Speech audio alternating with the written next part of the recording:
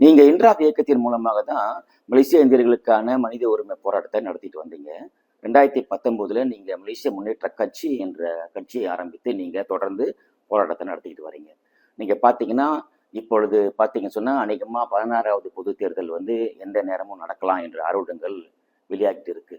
அப்படி இருக்கும் பொழுது இந்த 16 பொதுத் தேர்தல்ல உங்களுடைய பிளான் தான் என்ன? உங்களுடைய திட்டம் தான் என்ன?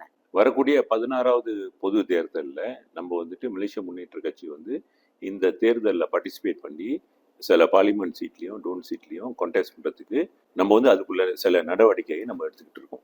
இவ்வளோ நாளாக வந்து நம்ம வந்து ஹிண்ட்ராப் மூலமாக நம்ம செஞ்சுக்கிட்டு இருந்தோம், பல விஷயத்த செஞ்சுக்கிட்டு இருந்தோம். ஆனால் நம்ம என்ன ரியலைஸ் பண்ணுறோம்னு சொன்னால், ஹிண்ட்ராப் வந்து அது ஒரு பொது இயக்கம், ஒரு என்ஜிஓ. இவ்வளோ நாளாக நம்ம வந்து ஒரு என்ஜிஓ மூலமாக நம்ம செஞ்சுக்கிட்டு இருக்கோம்.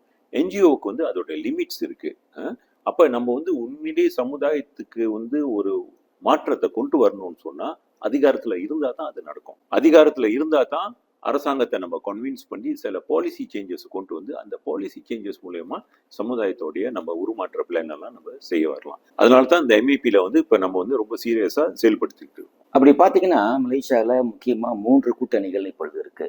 ஒன்று பிரிகத்தா நேஷனல், ஒன்று பிஹெச், ஒன்று பரிசான். அப்படி பார்க்கும்போது இந்த 16வது பொது தேர்தலில் உங்களுடைய செயல்பாடுகள் அதிகமாக பிரிகத்தா நேஷனலுக்கு அதிகமாக இருப்பதாக தெரியுது. இது உங்களுடைய கருத்து என்ன? இப்போ பிரிகத்தா நேஷனல் வந்து 4 கட்சி வந்து அதில் பெர்மனண்டாக இருக்காங்க. இப்போ நாங்கள் இருக்கிறது வந்து ஐபிஆர், இக்கத்தான் பிரியாத்தின் ராயர் மூலமாக தான் ஸ்ரீ மொய்தீன் வந்து அந்த இக்கத்தான் பிரியாத்தின் ராயரை அவர் உருவாக்குனாரு. அதில் வந்து இன்னொரு ஏறத்தாழ நான் நினைக்கிறேன் 8 கட்சி இருக்குன்னு நினைக்கிறேன். அப்போ இந்த இக்கத்தான் பிரியாத்தின் ராயர் மூலமாக நம்ம வந்து செயல்படுறோம்.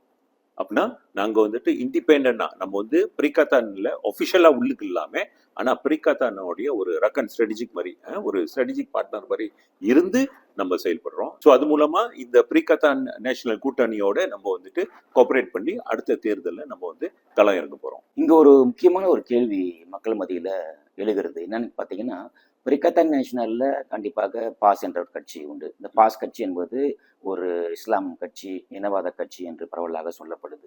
அதே நேரத்தில் இப்போ நீங்கள் வந்து அந்த கட்சியில் இருப்பதனால பாஸோட இணைஞ்சு வேலை செய்யக்கூடிய ஒரு சூழல் ஏற்படும். இது வந்து இந்தியர்கள் மத்தியில் எப்படி ஒரு தாக்கத்தை உண்டு பண்ணணும்னு நினைக்கிறீங்க? இந்தியர்கள் வந்து உங்களுக்கு ஆதரவு கொடுப்பாங்களா? சரி, நீங்கள் வந்துட்டு அதை தவறான கண்ணோட்டத்தில் பார்க்குறீங்கன்னு நான் நினைக்கிறேன். நீங்கள் கொஞ்சம் பின்னால் பார்த்தீங்கன்னு சொன்னால் 2007 இன்ட்ராப் பேரணிக்கு பிறகு 2008 பொது தேர்தல் வரும் பொழுது இன்ட்ராஃபில் வந்து நம்ம வந்து பாஸ் கட்சிக்கும் நம்ம சப்போர்ட் பண்ணோம், பாஸ்க்கும் சப்போர்ட் பண்ணோம், பிகேஆருக்கும் சப்போர்ட் பண்ணோம், டிஏபிக்கும் சப்போர்ட் பண்ணோம். நம்ம ஆதரவாளர்கள் வந்து ஆயிரக்கணக்கான பேர் போய் பாஸுக்கு இந்த மீதி 2 கட்சிக்கும் வந்து கேம்பெயின் பண்ணி அவங்க 5 மாநிலத்தை அவங்க எடுத்தாங்க. 5 மாநிலத்தை எடுத்த பிறகு தான் அவங்க வந்து பக்கத்தான் ட்ரையா சொல்லி முதல் தடவையா அவங்களுக்குள்ள ஒரு கூட்டணியை அவங்க உருவாக்கிட்டாங்க. அப்ப நல்லா பார்த்தோம்னு சொன்னா இன்ட்ராஃப் தான் ஆக்சுவலி பக்கத்தான் ட்ரையாட்ட இன்னைக்கு இருக்கிற பக்கத்தான் அரப்பனை உருவாக்குனதே இன்ட்ராஃப் ஒரு பேரணி தான், நம்ம நல்லா பார்த்தோம்னா. ஸோ அந்த கூட்டணியில அப்போ அவங்க ஆளும் பொழுது 5 மாநிலம் தான் அவங்க கையில இருந்தது. சிலாங்கூர்ல தான் ஆக அதிகமான இந்தியர்கள் இருக்கிறாங்க.